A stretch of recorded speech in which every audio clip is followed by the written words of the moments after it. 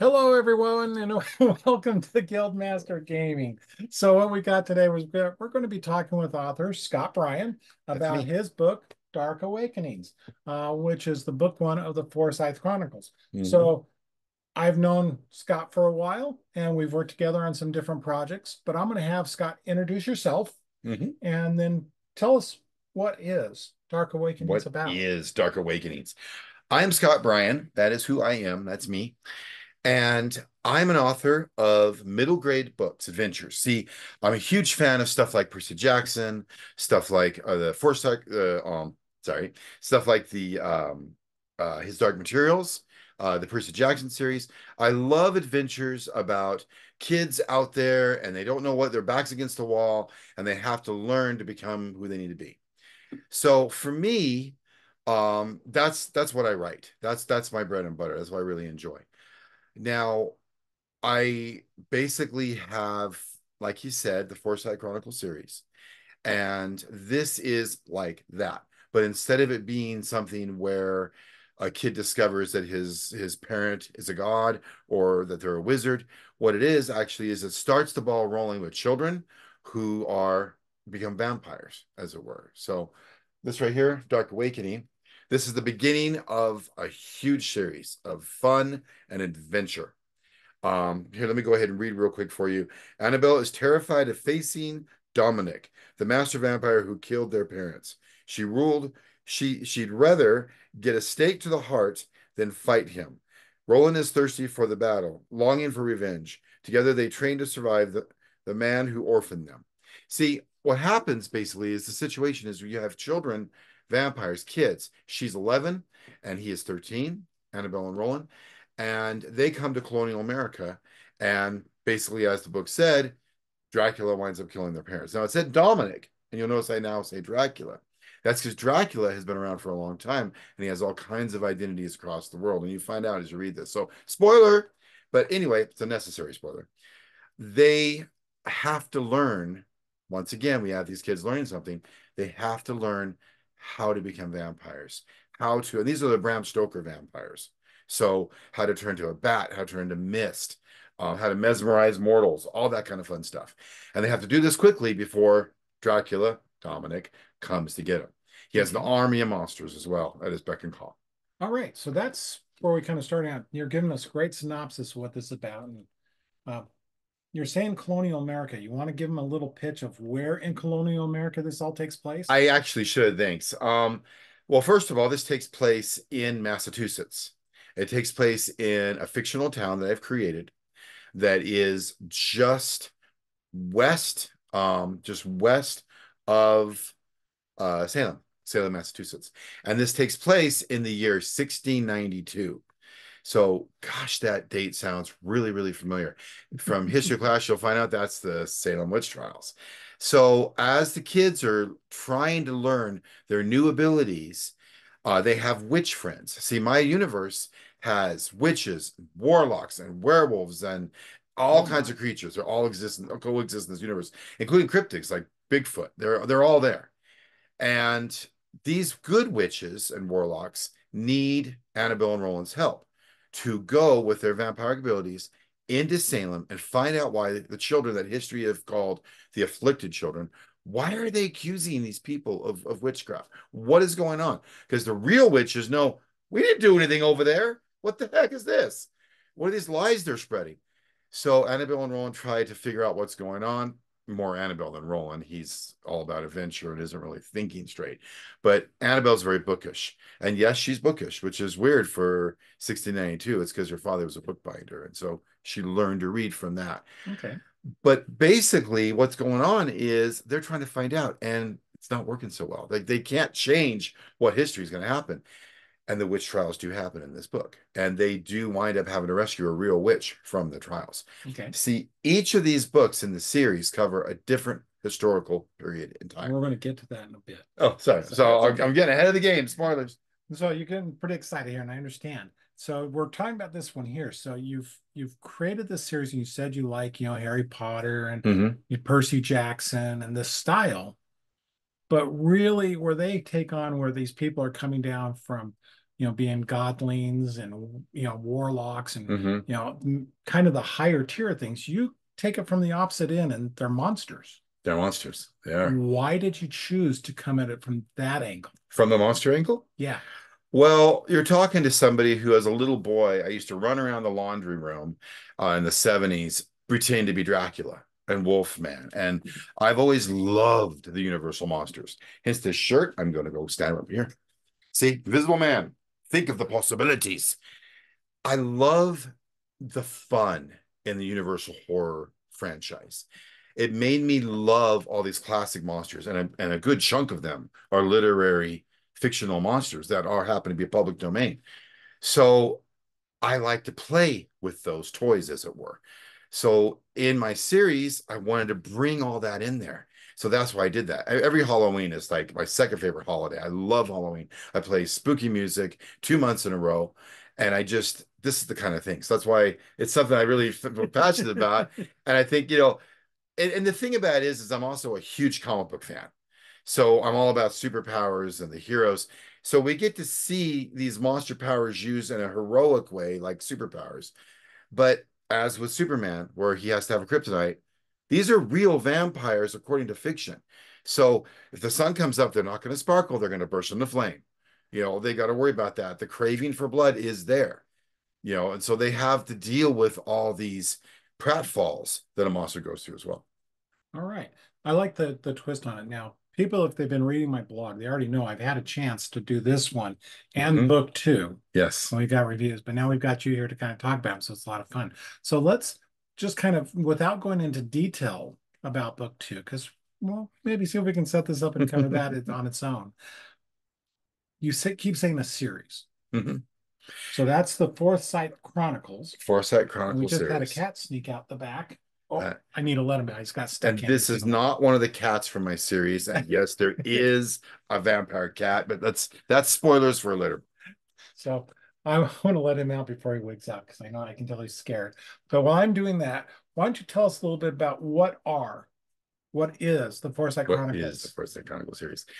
The Foresight, basically, I'll tell you exactly this in a nutshell. I love vampire stories. I love Spike. I love Angel from Buffy, et cetera, et cetera. Lestat, Louis from Interview with the Vampire.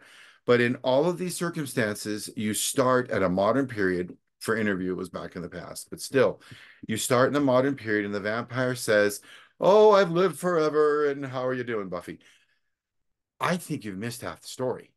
I think the story starts when they first became vampires and you follow history with them. So the Foresight Chronicles does exactly that. We get to see these kids, and so we're skipping ahead. So, like for instance, we'll use both Percy Jackson and Harry Potter. They're the next year. For Percy, he goes to school and it's summertime. He's having his adventures. For Harry, it's the reverse. But with Annabelle and Roland, it's quite different because we're skipping years, sometimes decades, between the historical events. And we see as they grow, and sometimes things happen between those years, and then you get to find out afterwards what that was. But most times you get to experience things with them. So yeah, so the Okay. second book is in the era of the pirates, but again, we'll talk about that later. And the one thing that I do like that you've done in these is you actually age them, Mm-hmm. but the physical aging takes place very differently than the mental aging. It does. See, here's the thing. Um, when I started this whole thing, I was interested in Interview with a Vampire, and who doesn't know Claudia and what she went through being stuck as a child forever? I didn't want that for Annabelle. So the idea I have is where they basically advance, it's called advancement. After every 100 years, they grow 1 year. So there's a little bit of hope there. One day I'll be an adult. It'll be a long time from now. There's more to it than that on how they get past that challenge, but that isn't this book, so we're not going to cover that right now.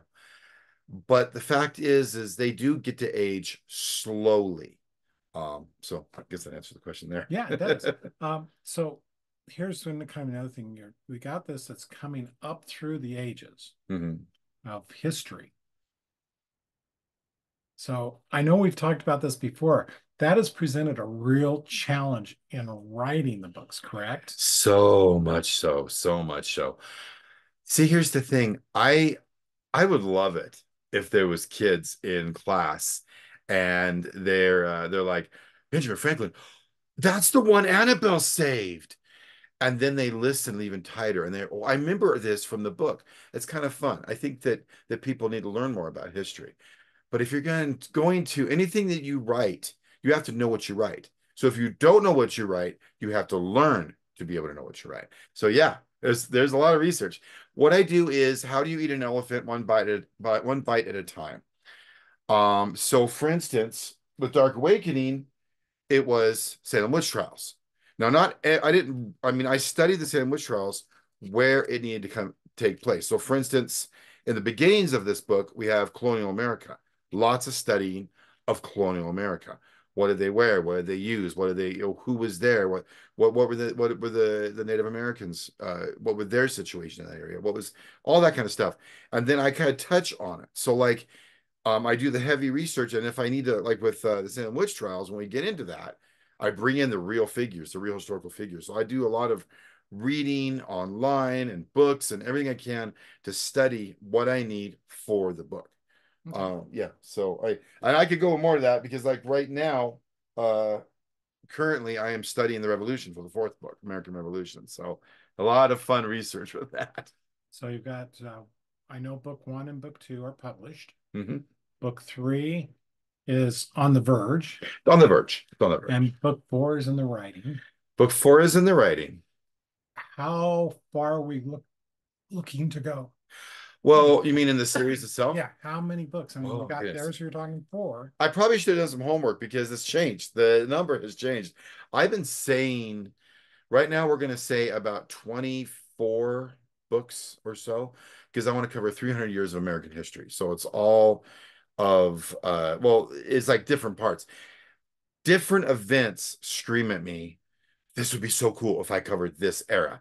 And Mhm. suddenly another book comes and it pushes everybody aside. It's like, I'm losing track because right now, because we got the Salem witch trials, then Yeah. we have the pirates and London after the fire. Then we have a nice little scavenger hunt for the third book, which happens to be in the year that Franklin discovered how to harness electricity. So then it's the American Revolution. Then it's Lewis and Clark, and it all builds on itself because they rescue Benjamin Franklin in the third book, so he introduces him to the founding fathers in the fourth book. So President Jefferson sends him as bodyguards for Lewis and Clark in the fifth book. See, so the president of the United States always knows about the hidden world and the children. It's a Ah, secret. okay. Maybe it's got to do with the Area 51 or something. I don't know. But anyway, Or the and it keeps President's going. Book of Secrets. The President Books of Secret. I love those movies. So, but it keeps going like that, and then they Okay. kind of shift back and forth. My wife wants the War of 1812 really bad, so I'm like, I'm on the Okay. fence about that. See if it fits in or not. See if it fits, or it would just be a novella. Okay, so that's what we got with the Foresight Chronicles. That's what we've got with Dark Knight. Well, let's talk a little bit more about Scott Bryan. Okay, about me. So you've mentioned you have quite an intrigue and interest in monsters and comics. Hmm. Uh, you want to go in further on that, or just Well, let's see. I've been collecting comics since the late 70s with the Avengers and the Justice League. I still have all those books. I started an interest in comics in the early 70s. And it actually came through by way of action figures with these dolls I used to have. And because of that, it made me interested in it. And as an adult, as a teen, I self-reflected and realized why I have such a passion. And it is a passion. I mean, every 2 weeks, I'm down at Dr. Volt's Comic Connection, getting my next set of books. I'm pouring in money to get that, and most of the books are on the top of the stack. And there's a few I'm like, why am I still reading this one? But I love the writing. I love the story. I love again the heroic good versus evil. But I like stories, and this isn't just implied with the comics. I like stories about characters who are like real people. And they could go either way or they have struggles. That's why, Spider-Man is a huge thing for me. But I've also loved Barry Allen. I also love Hal Jordan and Clark Kent. Those are favorites of mine as well. so So you were saying this goes back to the 70s and kind of at the same age, it sounds like that you've positioned your same characters. age. Yeah. Oh, well, what do you mean by age? Well, this is a middle grade book. Oh yeah, it's the same thing. Yeah. And I know about that. I know too. I know because I have I'm always walking dogs, but now I have teenagers so they can walk dogs. But when I was walking the dogs and I was first writing this book, it hit me. It hit me. Annabelle, being a child, doesn't want children hurt because she lost her childhood. And I realized I lost my childhood. Oh my gosh, oh snap. That's the same thing. And that's where it comes from. It comes Okay. from my past and my upbringing. Yeah. So, So that's really kind of good. And I think this is a good lesson where I've heard so many people, there's been a long going debate about, do actually comic books get people to read? And I've heard it, some people that kind of take the point of view that, oh, comic books are bad, because you never learn to read. right. And others that say, oh, no, it does get you, it kind of moves you on. So I think you're giving us an example right here sitting with us of somebody that started in comic books, still in comic books, Mhm. not only does a lot of reading and research and studying about history, but you're now writing about it. Exactly. And the thing about that is, I will tell you, I will sit down and I will read some of the best favorite comics, but I'll also read some of my favorite novels. And I will tell you, comics are amazing. They are all across the board. You cannot judge television just by watching House of Cards, because then you're going to leave out Happy Days or something. There's something for everyone. Okay. And the same is true for comics. But I will tell you, the one drawback that I find in comics is that that is in novels is you really get in their head in a full-on giant book. Whereas opposed to a comic, you have a shorter period of time. You still get in their heads with the word bubbles, but I feel them, the characters, a little bit more in a novel than I do in a comic. That does not denote a comic, though. I feel them more in a novel than in a movie. For instance, Michael Crichton's Jurassic Park. I loved the movie. I saw that movie. I was just like, oh, I couldn't believe what was available because of that. Yeah. So I read the book. Now, most times, yeah, you read the book, you're like, oh, the book is so much better. To me, they're equal. I found something wonderful in both side by side, Yep. but the characters are stronger in the book. I always talk to people about that because I deal with so many different medias. Yeah. And I've had people say, well, which is better? And I agree with you there that each one of them has their own Mm-hmm. quality. Exactly. And that's what I think you're saying too, is you have one Yeah. that'll stand out one way and the other stands out another way. It Exactly. doesn't make one better than the other. It doesn't. Does It's it bring just, something different to the table? it's two different ways of telling the same story. Yeah. And so I like that approach. So multiple stories. Yes. So we got the Foresight Chronicles, Mm-hmm. and that's going to be going away. Is this your only project? So you cannot turn on the internet without smacking into memes, right? I love that meme. I don't even know where it's from. You probably would know. You're far more educated than I am on societies, cultures, and stuff. But the meme with the guy with the beard and the white shirt pointing to the board and saying with the strings everywhere, saying, "Oh my gosh, it's all related." That's me in my writing. Because here's the thing. Yes, I love comics, and the first things I ever read, some of the first things was the Justice League Justice Society crossover that introduced me to the concept of alternate Earths. I love the multiverse before it was famous, and I'll love it after people are all tired of it. I'll keep loving it. And then when they get back interested again, I'll still love it. And I don't write for what people love, obviously. I just write what I love. And so I'm like that guy with the poster board because I have all these different concepts and different novel series, they're actually connected. And if you read one book, you'll see hints and foreshadowings to another book without having to read it. You can enjoy this book. See my book? But as the vampire matriarch Eliza is teaching the children that she rescued from Dracula and she turned them into vampires, Roland asks, are there any elves? Are there any fairies as well as vampires? She says, well, there are, but they all left for a world called Frenala. Well, that's great. That's all you need to hear. Read about vampires until Myths comes out and wait, Frenala, and then it kind of works that way. And basically, there's all these different series. There's Myths, which is a fantasy series that takes place nowadays, but the world has developed these fantasy creatures where they wound up, and then they use magic to create society instead of technology. So Okay. whereas we're more technology based, They're more fantasy based. That's something that I'm working on right now. Then there is Time Travels, Tyme, which is a time travel series, which again, Annabelle and Roland are going up the stairs to see a real trial at the Salem witch trials. And Annabelle notices these people that are dressed kind of weird. And one of them says, "Can we finish watching this? I want to get a cheeseburger." I don't write about cheeseburgers in 1692. And Annabelle has no clue what that kid just said.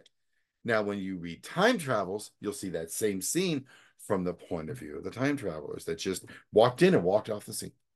And it's all interconnected. So this is all building up and building up. What's all this interconnection? Well, it turns out there is a series called Multimart that is all finished. Well, the first book is all finished. And it's waiting as well, waiting for in the wings. And it is about kind of like a Walmart that serves the multiverse, where you have like fairies and vampires and cyborgs and all this kind of stuff.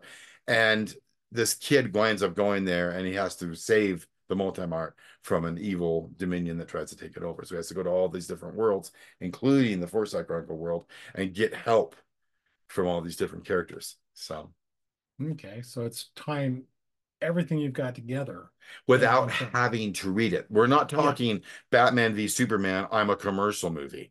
We're talking you're totally involved, enjoying Kyle and Stocky, the stock bot, and you just happen to be, oh, there's Annabelle and Roland. Well, bye-bye, Annabelle and Roland. You don't have to know them. It's just, that's a breadcrumb. And then you keep enjoying these other characters, then I'd like to read some more of that. You can without it being affect to the story. So that gives us a lot of things to look forward from you. I So hope it's so. like from what you're talking about there, you got the Multimart, which is a book that's already completed. That is completed. These here that are done, and you've got time traveling and Hmm. magic And myths. and here's a secret. Here's a secret. I learned one day at Utah Authors Day from a very great author and amazing, colossal giant of an editor, Lynn Worthen, that when you put your stories into these anthologies, these short anthologies, they could be part of your universe. And when she said that, I'm like, so I'm part of the Infinite Monkeys of the League of Utah Writers, and we have anthologies. And the last two anthologies, I sprinkled in stories from my multiverse. And I like to do that. So you can actually get a little hint of the world and Yeah. worlds, as it were. So the last two ones were Foresight Chronicle sprinkles, and we'll see how things go from there. I have one planned out for a time travels I know Jim thing. Butcher does that all the time with the Dresden Files. Oh, does he? So if you ever find where he's put a story into another anthology, a lot of times it is a story of either Dresden doing something minor or one of the other characters within the Dresden Files off on doing their own thing. That's great. So That it, is it's that is always cool. tying back and building a bigger universe. It's fun. It is a So blast. so that's great. So that's a lot of stuff. So I take it from what you're talking, you've got someone that's working with you if you have two books already in waiting. And I need to mention them because they have been amazing to me. I love them. They are a small press locally. They are called, we can see that clearly in the Not camera. not You really. can't really see it, but just trust me on this. Big World Network. And they're a great publisher. They're a local publisher. And they've got some really exciting things going on. Have you ever heard of author Jared Kwan? He's tied up with that. And Yeah. there's just some really great stuff that's coming down the pike with that. Yeah, we've had an interview on another one with Jared Oh, great. about some of his work because he's done several books that I've been able to review. Uh, Changing Wax, Networking, Yeah, they're with Big World uh, as well. and Those Lifted. books. So those are all there. And I know what you're trying to talk about, so I'll just drop this out there. I do know Jared has taken over the role of CEO with Big Network and Exactly. helping them move out. And I've, I don't know if I'm at liberty to say some of it, but I know they've got some really fun plans in the works. Yeah, we're not at Uh, Liberty right now. It's a little bit early. Like you said, it's in the works, but you just watch this space. yeah, they're going through some legal stuff right now to make sure they can move forward with a couple other It's always smart projects, to be prepared. which I think will provide anybody that likes reading a way of accessing these at a level that is, uh, I want to say affordable, but in a very convenient manner, Yeah. which is can be a lot of fun. And it's something that they've been working on for a while. So I'm looking forward to that. As things progress, Because it is true. Multi-art is going to be linked into that, and we'll see more when it's coming. Okay. Maybe one day we'll do an interview with that, and then we can talk about what that process is and have all the details. So I'm going to kind of jump into some other things that I know you're into and kind of like. Okay. This past weekend, we had FanX here in Yeah. Salt Lake, which is a pop culture convention. Um, it, and people that know about it understand that there's a reason why they call it FanX, the Salt Lake Comic and Pop Culture Convention. A little bit different in the naming conventions than what we're used to hearing. You were involved there, correct? I was. FanX, I had the total benefit and pleasure of being an honor of being on five panels actually, which is amazing. And I had been on a couple panels the year before as well. All And right. it was a great thing. There is an interconnectivity with a lot of the talent available in the valley, including yourself. And we're able to, when opportunities arise for people to offer to be on these, I take that bait like nobody's business. And so, yeah, and I had the privilege of being on one panel on the 1950s B movies. Again, I love classic monsters. I do. And that includes the B movie stuff. I love that. Creature's one of my favorites. I didn't wear his shirt. I didn't know we were gonna ask about that. But the thing about it is I wore my creature shirt for the creature. I chose to talk about Creature of the Black Lagoon, The Day the Earth Stood Still, and The Fly. And other people talk about other ones. And then we compared them, and Godzilla won the panel. Of course he would. Can't beat him. And then I talked about anti-heroes. And that was great. And you were with me We on, did Walk This Way, 50 years celebrating Young Frankenstein. yes, Young Frankenstein anniversary of 50 years. There's another gray hair just popped out of my face. And then another one's over here for 25 years of The Mummy with Bryan Fraser. I did that one as well. So yeah, there was those ones. And then there was a vampire one, Shiny New Fangs, all about vampires. Because again, you have to write what you know. And I come into this loving vampires, loving werewolves, but I studied and really learned all the cool stuff about it. So it was fun to talk about that to people. Okay, great. So you have all these things. So besides going to conventions, Zoe, let's find out a little bit more about you. You like to read comics, you do a Hmm. lot of research, you go to these conventions.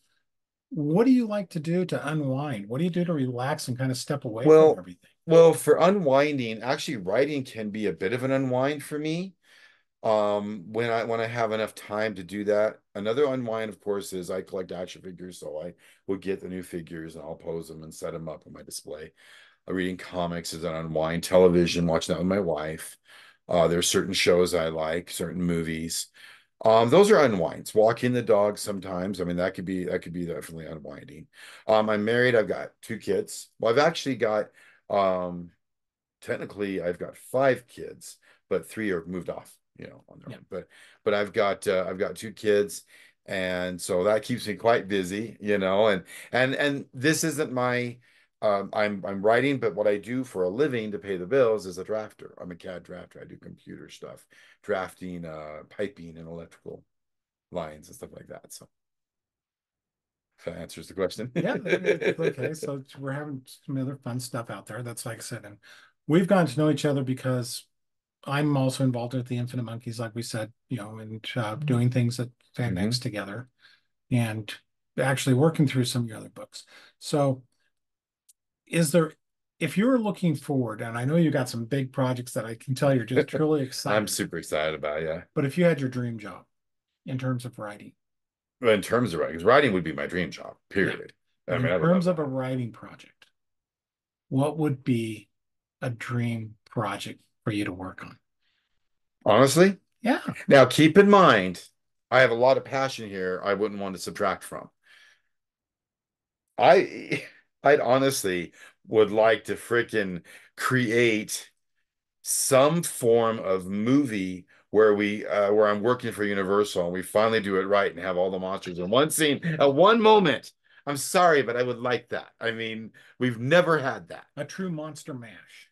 A true monster mash. I mean, Abbott Costello, there was three with a cameo at the end.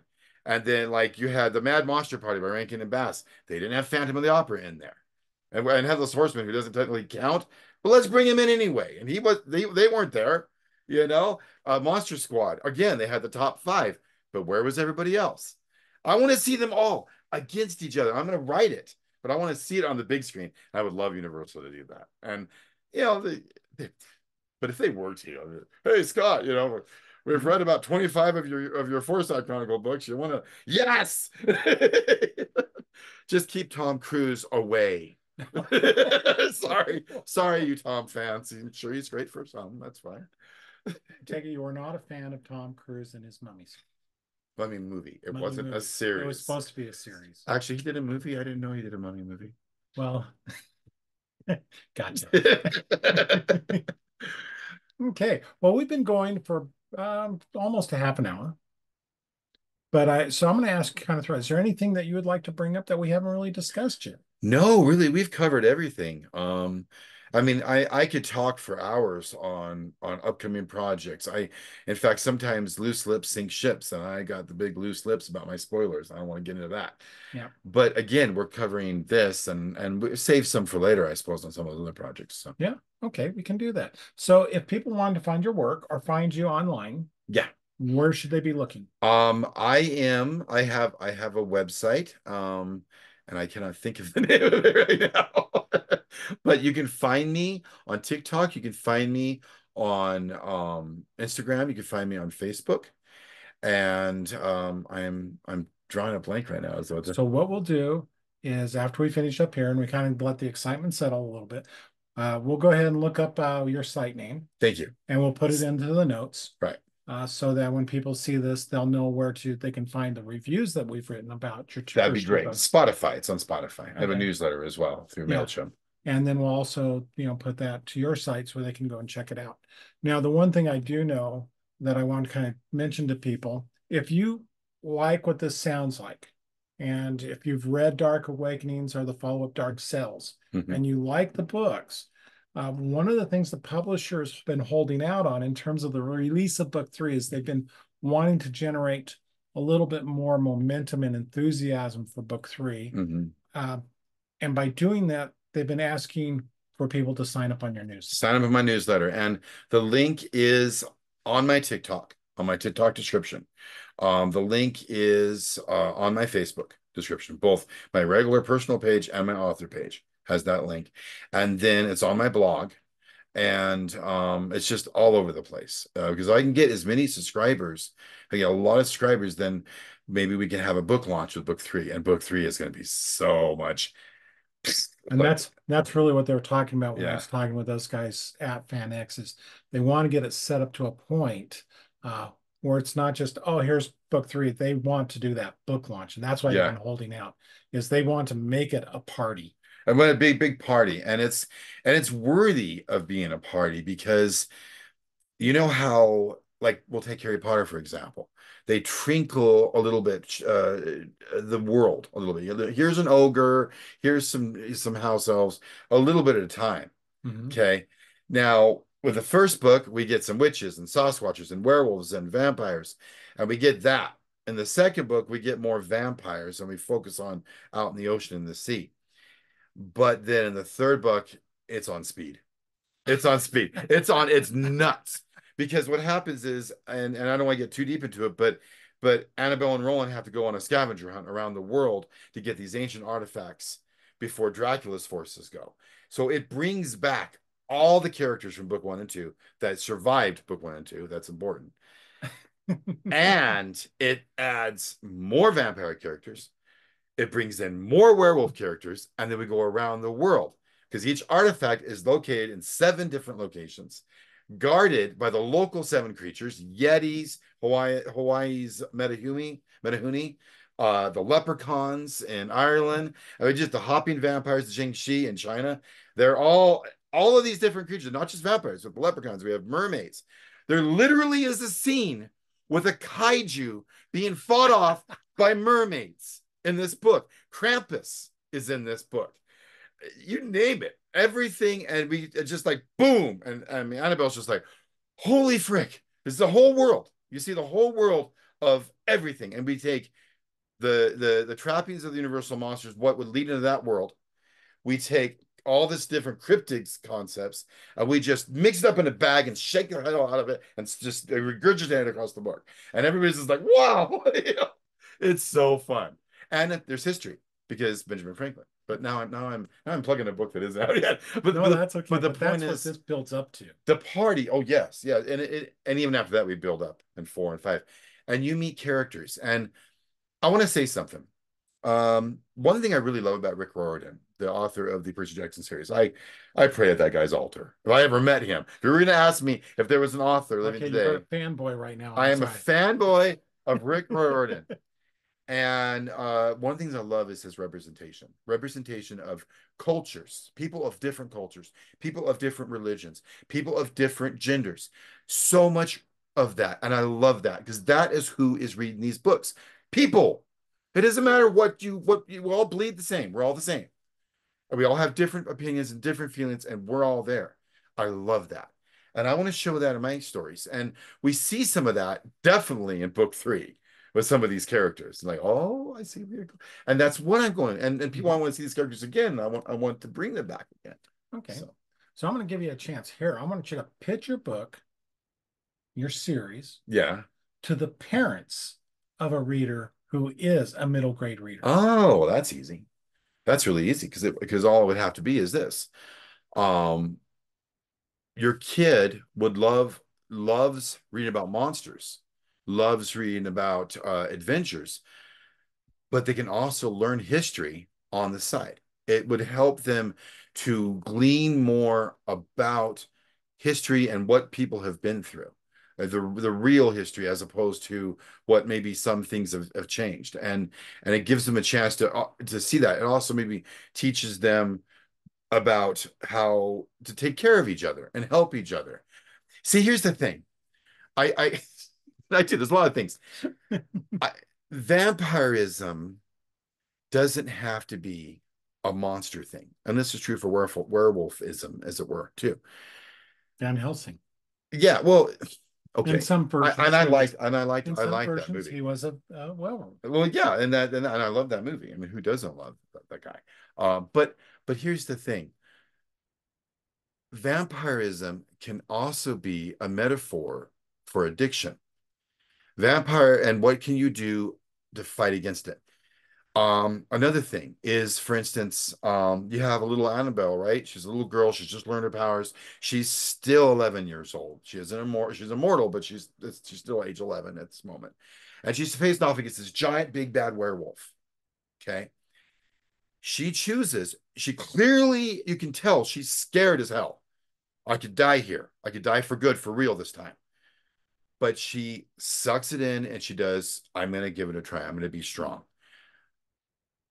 That's part of my passion. I want kids. There are children out there who deal with an alcoholic father, with an absentee mother, with that bully that never leaves them alone. And I want them to go, if Annabelle can do this, I can do another day and another day and another day until hope finally does, because hope does come. Believe me, it does. And it doesn't matter whether they're prejudiced against you because of your gender. It doesn't matter if they're prejudiced against you for your skin color. You can still find hope and still believe in yourself. And that's what I want them to do. And that's what I want the kids to see. I want them to have some belief. And if your kid isn't suffering because everything's great, that's wonderful, somebody else's kid is. And maybe your little Bobby or Susie can help them through that courage. Okay. So now let's flip it around. Okay. How would you pitch it to a 12, 13-year-old saying, here's why you want to read my book? Well, I've been doing that a lot at the farmers markets. I've just been saying it's an adventure. It's fun adventure. I bring out our old friends, Harry Potter and Percy Jackson, because everybody knows those guys, and how the adventure you see with them and the unknown and the fear of the ogre or Medusa or whatever's coming around the corner. And that's what I show with these kids that are learning and it's just plain fun. As children, it's not easy to do these things. When you see Dracula turn into mist or something in Bram Stoker's book, or when Bela Lugosi plays it, yeah, he's a seasoned vampire. When you're an 11-year-old kid and you try to turn into a bat, half your body's not going to be a bat, and you're going to smack into a wall. You're going to mess up. But you have fun with it, and it's fun reading that. So, Okay. Well, I want to thank you for joining with me to talk about Dark Awakenings and the Foresight Chronicles and a lot of your other passions. Because Yes. I know that you have a lot of passion when it comes to your writing, which is it's one of those things that I can say is very addictive to the people around you. I hope so. Um, there's many a times I've seen when we've had other writers around and get talking about the different things they're working on. Your enthusiasm for your projects gives strength to other writers Good. to kind of say, I can do this. I'm I glad can to I hear can that try something new. because it's true. They Yeah. all can try something Yeah. new. So as we kind of wind up, before I give the final closing statements of this, is there any final words you'd like to share with everybody? No, I think we've covered everything. Please check it out. It's really good. I'm always reluctant to be the guys that go, buy my book. But I do believe in this book and I do believe in this series and I think you'll enjoy it. And I want people to discover it. Yeah. So if you are interested in finding it, I do know you can find it on Amazon. Mhm. That's one of the easiest ways for most people. Yes. I'll see if I can. I think I've got links in the reviews already Yeah. there. So if you go through here and then go to the review, you can find it or just go and search it out. So there's that there. Great stuff. It's been a lot of fun reading them. I'm I've glad. been able to share it with some other people that have been very much enjoyed it, some younger I'm readers. glad to hear. So that's always fun too. So like we're saying, hey, thanks for joining me and Scott here at Guildmaster Gaming. I will have the links in the show notes that you can be going up to go back and read the reviews of both books, not just Dark Awakenings, but also Dark Cells, which is book 2. Mhm. So if you have any further interest, I want to ask always, if you like this, please subscribe, share it out. That just helps us to kind of create some more energies. I've got a lot of things coming up. I've been kind of away for a bit, and there's been a lot of things going on in my life, but we got a lot coming up. As Scott said, we're moving into October of 2024. And for those of us that are involved in the spooky season, Mhm. this is a busy time. It's very busy. It's very, very busy. So So that's much like I said, so. I got a lot of stuff coming up. So please keep an eye out. You're going to be seeing a lot of new stuff coming up, especially if you're horror fans, because I'm involved in the Film Quest Film Festival. So there's going to be a lot of movie reviews, a lot of interviews with horror directors and horror writers. It's going to be fun. That's cool. So thank you again, and join us again next time when who knows who we'll have. I'm thinking we're going to have some directors coming up next. Oh, there you go.